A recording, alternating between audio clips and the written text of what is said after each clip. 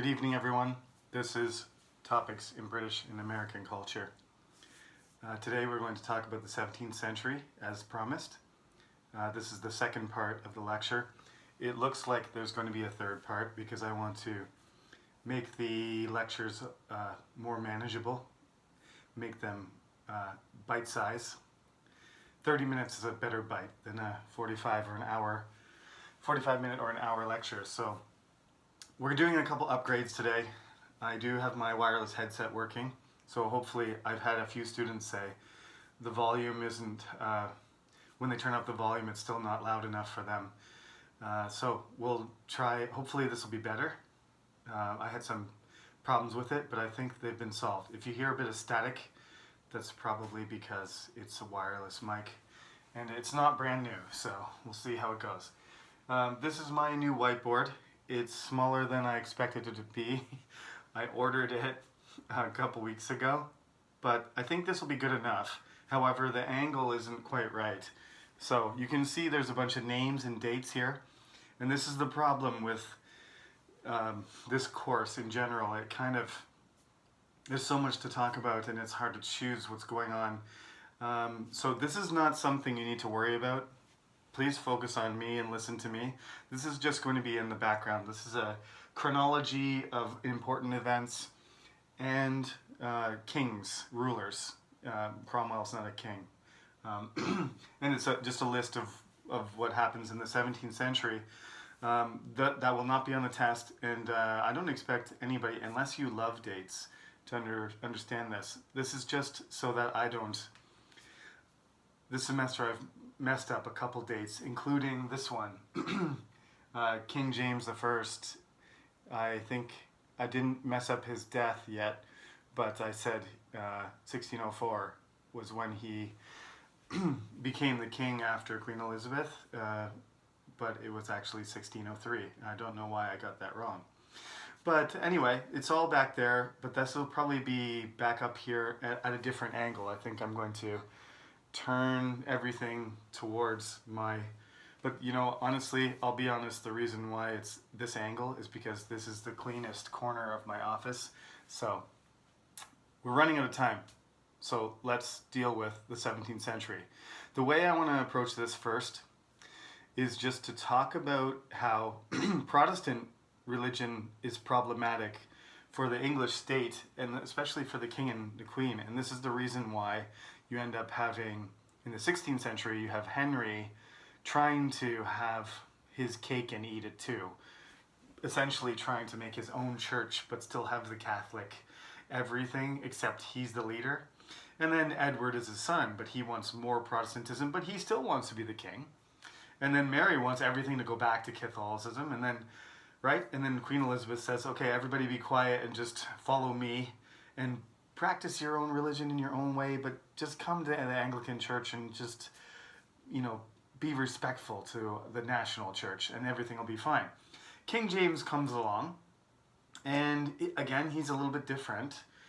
In Scotland, there is this thing called the Presbyterian Church, which is the church. If you ever seen my my necklace sticking out, it's because my family is Presbyterian, and my ancestors are English, Scottish, Irish, Welsh, all mixed up.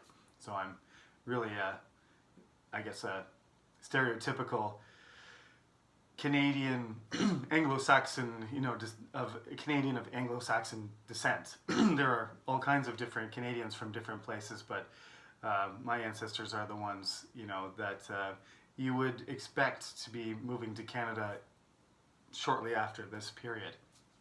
But they didn't until much later. Anyway, the Presbyterian Church is the Scottish Church. It was created. There was a person called John Calvin in France and Switzerland. Jean Calvin would be his real name, but John Calvin in English. And there was a guy in Scotland called John Knox who thought that Calvinism was the best way to approach religion. So they started to transform the Catholic Church in Scotland into something much different, which became the Church of Scotland, which we call Presbyterian. That's because it's organized by presbyteries, and presbyteries are kind of like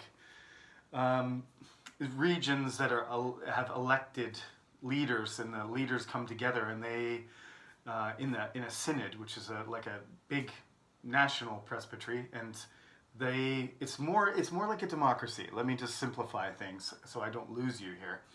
A presbytery is like a religious area, and instead of having a bishop and a pope and archbishops and everything, they have elected leaders, and those elected leaders come together and they run the church like that way.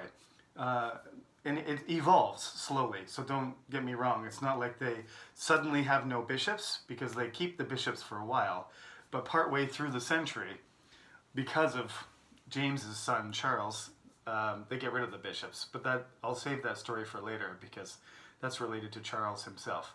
But basically, Presbyterians, they're like prototypical democratic group, because they have elected people that come together, and they organize a church by group, by councils and groups. And there's no King of England running the church, and there's no Pope running the church. There's a person now in the Presbyterian church called a moderator, and that moderator is the leader of the church, but that person is also elected, not born or sworn in for life or anything like that. So the Presbyterians, they have all the normal attitudes, sort of very Protestant attitudes, where I gave you the list before, so I won't say it again. They like all those things, and they lean towards governing that is based more on the people than on upper class leaders or a king, okay? Which is problematic for James, obviously, because he's the King of Scotland and the King of England.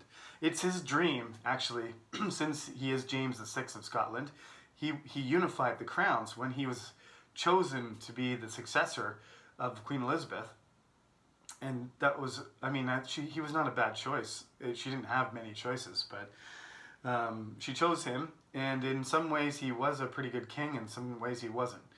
He left Scotland, and when he came down to England, he discovered there was more people, more money, more power and everything, and he only came back to Scotland once after 1603, which the Scottish people didn't particularly like. Can you imagine if you're Korean, a certain Korean Chosun king unified Korea with another country and then left, and he was still the king of Korea, but he never came back? Just once for a visit, and then he died in another country. So it seems like James liked England a lot more. I think it had mostly to do with money, comfort, money, and power. Like, he never forgot that he was Scottish, and there was lots of Scottish people he brought down to London to help him out, but he brought them to London. He didn't go back to Scotland to, show his face or to demonstrate to the Scottish people that he was still a Scottish king. So this displacement of the Scottish king to England has been permanent, because the Queen of England now is the Queen of Scotland too. So the two lines combine in James, but the countries do not. No, it's confusing. And one of the major tensions is this thing with the church. So you got the Presbyterians up north who are Protestant. You have the Anglicans in general. And James is Scottish and English at the same time. He does his best to manage this. And one of the things he does is he creates this thing called the King James Version of the Bible. And it's a fantastic version of the Bible. I haven't read the original in Greek or the Vulgate or anything like that.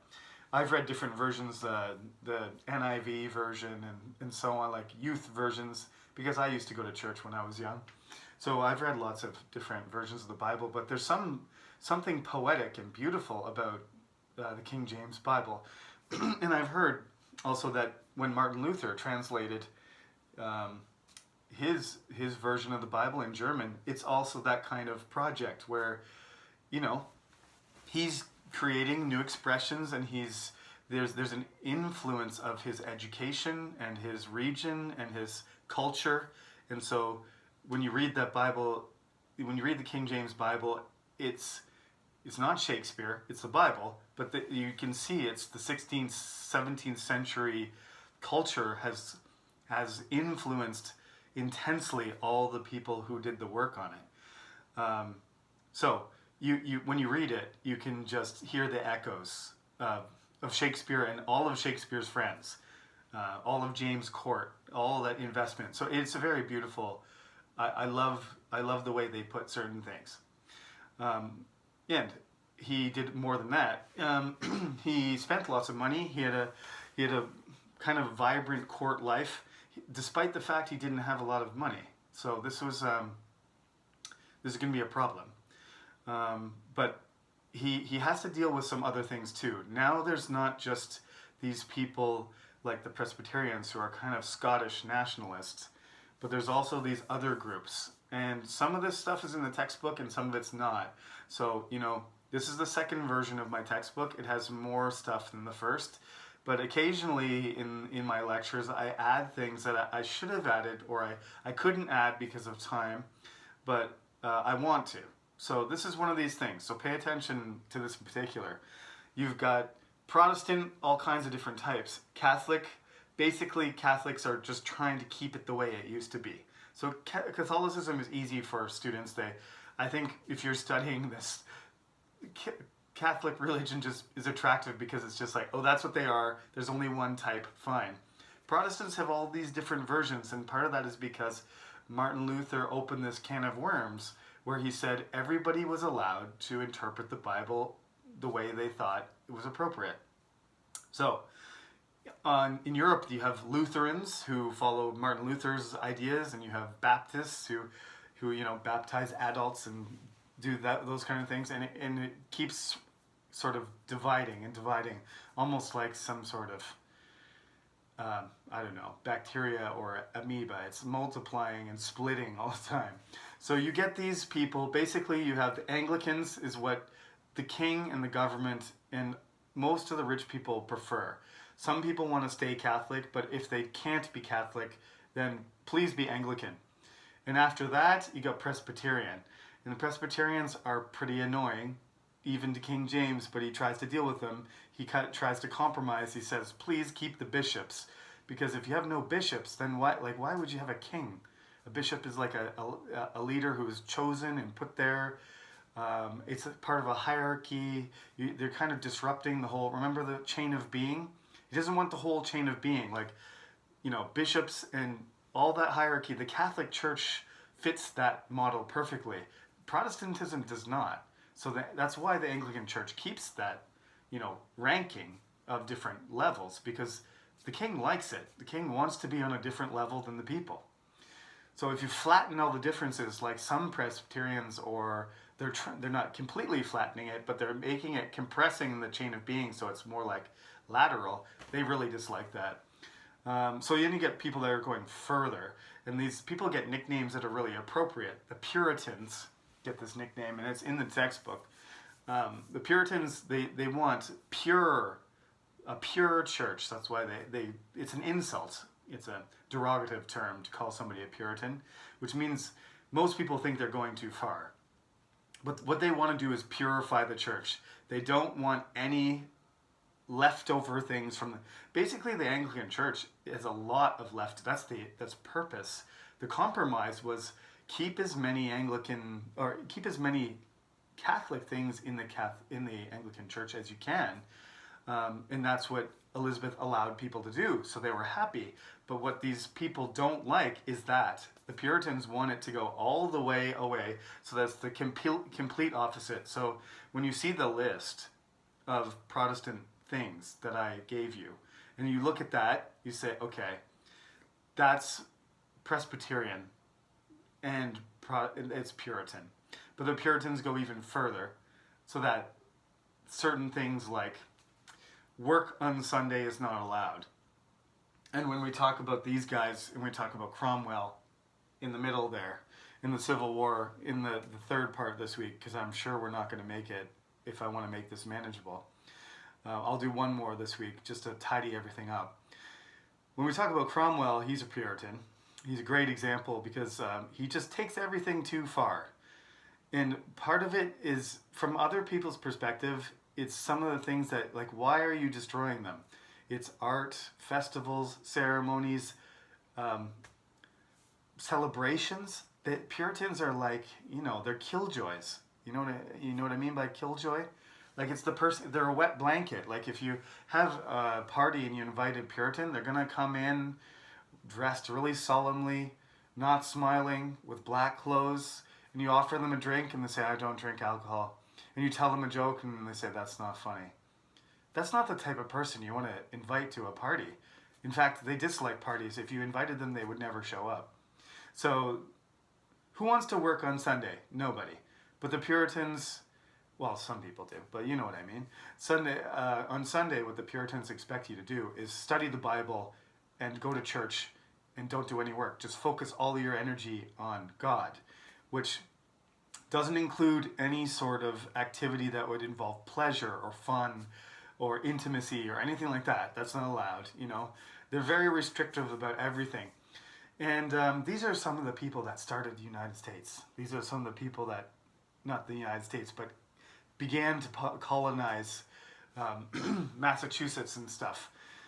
So we'll talk about them soon too, because that's another part of King James' rule, is that finally in 1607, they start this colony called Jamestown, which doesn't fail. We'll talk about that in the next lecture too, because it's related to King James intimately. So you got all of these things coming together religiously. The Puritans are a big problem. They end up getting a lot of power in the middle of the century, so you end up having not just Catholics and Anglicans and Presbyterians, but Puritans too. There's 4 groups to make things really complicated and difficult to follow. But it's not just them. There's smaller, less influential groups. There's people called Quakers. And quake means to shake. So these Quaker people, they would walk around and they would be, feel the intensity of God's message, and they would shake themselves and fall on the ground or shout and everything. And the king doesn't like that either.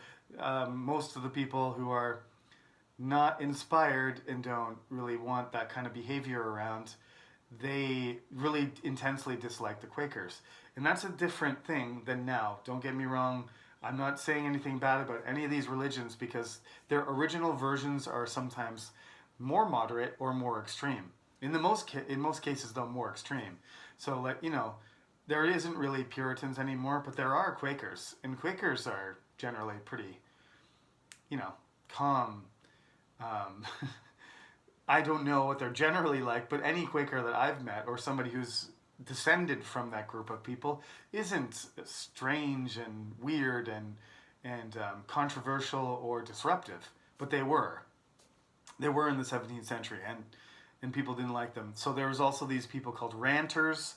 Ranting means yelling, so people ran around yelling about the Bible and like how people were behaving badly, and they just disrupted people's life. It was annoying for regular people, and it was more than annoying for James's court and his management of the country. So he tried to suppress these groups. In general, the whole group of people that just didn't follow the religion as others did, they called them dissenters. And dissent means just not agreeing with the status quo.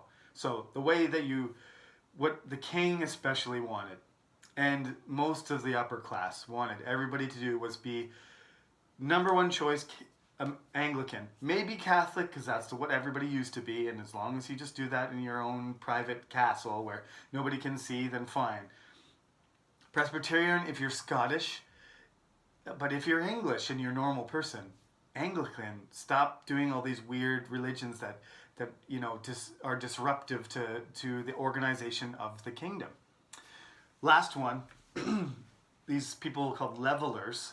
These people called levelers believe that everything should be level. And again, that just doesn't work with a society that is vertical, where there's popes and kings and bishops and dukes and counts and lords, all the way down, barons, and all the way down to slaves and poor people, right? That's not, levelers believe everybody should be equal. And then some of them even went further. They called them diggers, and these diggers went to some place called George's Hill, I'm going to get that name wrong. They went to some land that wasn't available. It was probably owned by somebody, but they just moved. A group of them moved to this land that was not being used, and like a squatter, and they all started to make a community there. And these people believed that they didn't believe in property. They believed that everybody would live together and share everything. Does that sound familiar to you? Well, it's not exactly the same as communism, but it's not capitalism. It's definitely the exact opposite of capitalism, because capitalism protects property and believes in capital and ownership, right? And individualism. Whereas this is the opposite. Everybody's just going to live, and they're going to help each other survive, and everybody's going to share everything. Personal possessions, land, everything's held in common. Communism, in common. They hated that. That didn't last very long. They got some bad weather, so that helped them fail. But, the legal courts were like, you can't do this. This is not allowed. Property is owned by people, and you can't just share land and hang out there. That doesn't exist in this country, so that's illegal. But anyway, they were struggling because of some bad weather and bad harvest, so the project failed. But proto-communism in the 17th century. So you can see one of the main points of this lecture is this is a period of revolution. Like, this is when revolutions happen, when you have all these different ideas, and one of them somewhere, something's going to take hold, and it's going to probably violently, shift and cause a whole bunch of people to change their entire culture and life. That is what happened with the Reformation in England, is that's not what Henry VIII wanted. But remember what I said. One of his advisors was like, well, I understand, King Henry, and I'm scared of you because you're probably going to kill me if I disagree with you. But it's like throwing somebody out a window and then trying to make them stop halfway down. Like, it doesn't matter what person or thing. If you try and stop that thing halfway down, gravity just pulls it the rest of the way. And so once you start something in motion, like a revolution, if it takes hold and it's going down with its own momentum, then it's going to take an incredible effort to reverse it. And it's not like it wasn't reversible, but in retrospect, it looks like once you press that button, it was going to turn into something completely different. So what Henry VIII started, and his father, Henry VII, we talked about him, didn't have much to do with this. Henry VIII really changed the whole game. It's going to be a process that concludes sort of at the end of this lecture. Not this lecture, but the end of number 3. So let me end this lecture today, because I'm going to make this a bite-sized version. I'm working on this, okay?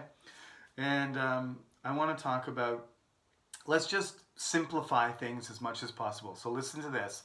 This is also not in the textbook. This is my attempt to improve my 17th century coverage. So there are 5 issues, and I'm taking these 5 issues from Robert Buckles. He's a professor. I put this in the notes if I didn't say it already. I can't remember if I did. But Robert Buckles is a professor at the University of Chicago and studied at Oxford. I've listened to his lecture multiple times. I aspire to speak like him. I haven't got there yet. He's much older than me and more experienced, and he's a very well-known, eminent scholar. But anyway, I'll put his name in his profile again because I'm referencing him specifically. He provides this really succinct breakdown at the beginning of his series. He does like 40 lectures on the whole period instead of like one or 2 lectures on the 17th century like me. So he goes into more detail. But thankfully, he mentioned these 5 issues that sort of have to be dealt with in the 17th century. So this is what they are. I'm going to list them first, and then I'm going to explain. The first one is sovereignty. The second one is religion. The third one is finance. The fourth one is leadership. And the fifth one is military. Okay? Now, these are slightly modified versions of what he said. I'm not quoting him. I'm doing my own version, but the origin of the ideas is for him, and you should always properly recognize your sources. So thank you, Professor Robert Buckles, if you ever see this. First of all, sovereignty is the issue of who controls the kingdom, which you'd say, obviously the king does, because he's a king. But no, this is one of the special things about England, where is that the king starts to lose the ability to control by himself the kingdom. His absolute rule starts to erode because there's compromises that are constantly being made. Now these are related to other things, like the religious issues, like the financial things. So in order to get the money or to get the religious, outcomes that the king or queen wants, then they have to give up some of their power, some of their individual power and control, which we call, that is who is sovereign, who is in control. And that's what will be the main issue of the Civil War, is that can Charles do things without Parliament? And Parliament says, no, the king is not sovereign, the people are. And the people are represented by us, not by the king. So therefore, Parliament is the sovereign power in the kingdom, not the king. And in fact, eventually, at the end of the century, when you move into the 18th century and the 1700s, Parliament will actually choose who they want to be the next king. And then you've got a complete evolution, although they call it revolution, but I prefer evolution. It goes from Henry VIII basically doing whatever he wants to, at the very end, King William III of Orange, who's invited by Parliament to take the crown from another king. And then in order for him to, get money for his war, he agrees that Parliament has control over most of the things that were the responsibility of the king. So sovereignty, that is part of the tension that gets resolved. We'll talk about how exactly that happens in the third part. Religion, we talked about a lot. Protestant, different types of Protestant, Catholic. Catholicism actually becomes less and less important. It's these different versions of Protestant religion that become the problem, and which one should be the one. Obviously, the Anglican one is going to win out eventually, but there's tolerance for different types and Presbyterian, there's English Presbyterians at one point too. So the balance keeps shifting, and that's a religious thing. Finance, we already talked about. There's a financial issue throughout. That's one of the things that English kings and queens always have a problem with. If they want to fight a war, they need money. If they need that money, extra money especially, then they have to ask the rich people to give it to them. And the rich people say, okay, we'll give it to you, but we want something. What is it? Give us some sort of benefit or some more power or some more influence or whatever. And so the financial stuff keeps coming up, and taxes are always at the heart of some of the problems in the English state. Leadership, by leadership I mean who is the leader. Queen Elizabeth is pretty good.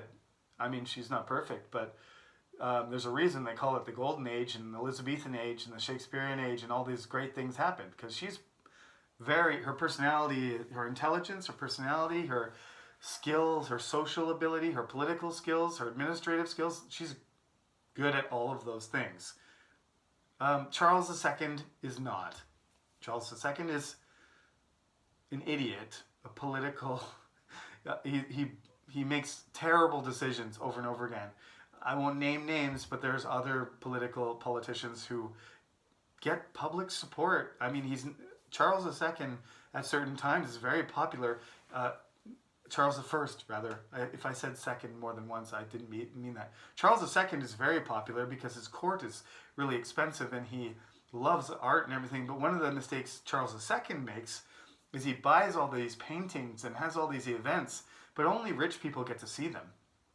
So the regular person is just like, well, why am I spending all this money and giving it to the king so he can have parties with other rich people and have, I don't know how many girlfriends. He had 15 girlfriends because his wife wouldn't didn't work out in terms of children. So anyway, you got these people that have certain personalities. Queen Elizabeth doesn't get married. She doesn't have boyfriends. She doesn't spend a lot of money. She looks like she's just sacrificing herself until she dies for England. People loved her. People were willing to die for that woman. Not the same for the rest of the leaders. Nobody else in the 17th century comes close to Queen Elizabeth in that sense. Even Henry VIII. People were not ready to die for that guy. He was busy being selfish. But Queen Elizabeth made people believe in her to the point. So that's leadership. And we got the last one is military. Military thing is kind of complicated, but let's just say there isn't really an army usually in England, traditionally. Even now, they don't really have a big army. When they have a big army, it's because there's a war, and they raise an army, and they raise a lot of money, and this is an American thing too, until World War II. But what usually used to happen in America, but this is what England is still doing, is that they have a really small army, and it's just enough to do what it needs to do for defense and for management of things in the country, for emergencies and stuff like that. And if they're going to have a war, then they raise money and they recruit and they get volunteers, and they don't actually always get volunteers. They impress. They push people to join the Navy and everything. They build this huge military power, and they fight the war, and then for like years and years, maybe more than, almost 10 years or something, a whole generation, and they'll fight and they'll spend all this money, and then when the war is over, everybody like disbands and the military power. But during the 17th century, who controls the military? The king or the parliament? Or whether they should keep the military going because they're fighting against France, or they should build the army bigger, or it's too expensive, or should we like cut costs and like sink all the ships, or should we get more people and then more? They constantly having problems with the military. And when the military is large, when the army says they don't like what the government is doing, and they don't follow what the government says, you've got a huge problem, right? You're ending up with like a military coup situation. Is like, sometimes the army says, you haven't paid us in a long time, so we're just going to sit here outside the city. You imagine this? You imagine the Korean government didn't pay the army, so the Korean army decided to just come over to Seoul and just camp beside Seoul. Just, 300,000 soldiers with guns and tanks, and just sit there and be like, okay, we're waiting to pay us. You better pay us soon. I think, don't you think the people in the government would be a little bit stressed and a little bit worried, and the people in Seoul would be like doing their work, but like looking over there being, somebody pay that army and make it go away. It'd be pretty freaky. That happened a bunch of times. So we will continue. That's it. I'm done for today. This is part 2. On the weekend, you'll get part 3. I know these are coming far apart, but I'm trying still to catch up on these video lecture things. So anyway, shorter is better for you. So I hope you enjoyed this lecture and you learned something. There's probably going to be questions about this. So the best thing to do, don't expect me necessarily to respond to you by email. If you send me a question by Saturday, and there should be questions, and some people are asking, they're good questions. I just can't email back enough people to get it to individuals. So if you have a question, please email it to me before Saturday, and in the third part, I will give everybody the answer to your question. It's helpful for me too, so please go ahead and do that. That's all I have to say. We'll change the angle and we'll use the whiteboard properly. I'm going to just keep that information right there because I bought this whiteboard for this class so that it would help some of you follow what I'm talking about. But remember, the English subtitles are right there. Use the subtitles and pause it if you're not sure what I said. If the subtitle is messed up, that's because I flubbed my pronunciation, but it will be helpful, and the board will help too. Use all the resources, okay? There's no homework for you next week, so just make sure you tune in again for the third part. Thank you very much. Have a good night.